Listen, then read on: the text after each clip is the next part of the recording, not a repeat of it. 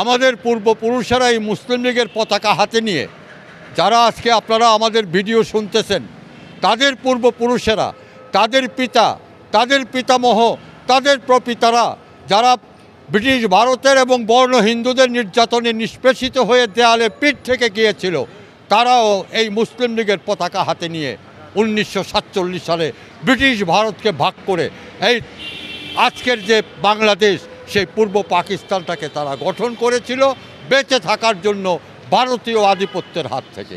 এটাই হলো মুসলিম লীগের 118 বছরের গৌরবোজ্জ্বল ইতিহাস। ইনশাল্লাহ আগামীতে যদি কখনো ভারত বাংলাদেশের উপরে চোখ তুলে তাকায়, তাহলে একমাত্র মুসলিম লীগে পারবে দিল্লির চোখে চোখ রেখে কথা বলতে।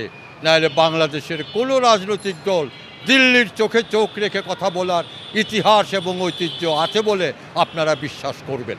1949 সাল পর্যন্ত যারা মুসলিম লীগের নেতাকর্মী ছিলেন, যারা 1947 সালে লড়াই করে ভারত বিভক্ত করেছিলেন, তারাই 1949 সালে মুসলিম লীগ থেকে বের হয়ে গিয়ে আওয়ামী মুসলিম লীগ গঠন করেছিলেন।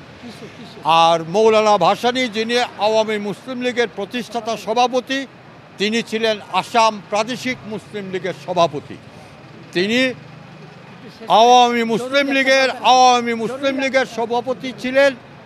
আর অন্যতম যুগ্ম সম্পাদক ছিলেন গোপালগঞ্জ মহকুমা মুসলিম লীগের সেক্রেটারি শেখ মুজিবুর রহমান। আমরা তো ধ্বংসাত্মক রাজনীতি করি না।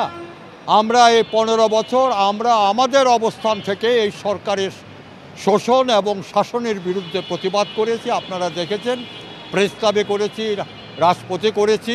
কিন্তু কথা হলো যে এই সরকারের পতনের পর আগামীতে যারা আসবেন, তারা এদেশের স্বার্থ কতটুকু সংরক্ষণ করবেন, এ নিয়ে আমাদেরকে নতুন করে চিন্তা ভাবনা করতে হবে। আমরা তো বিগত নির্বাচনগুলি করিনি। আওয়ামী লীগের শাসনামলে যত নির্বাচন হয়েছিল আমরা সেই নির্বাচনগুলি করেছি। এখন যদি এই সরকারের অধীনে আমরা যদি মনে করি যে জনগণ অবাধ এবং নিরপেক্ষভাবে ভোট দিতে পারবে, তাহলে আমরা নির্বাচনে অংশগ্রহণ করব।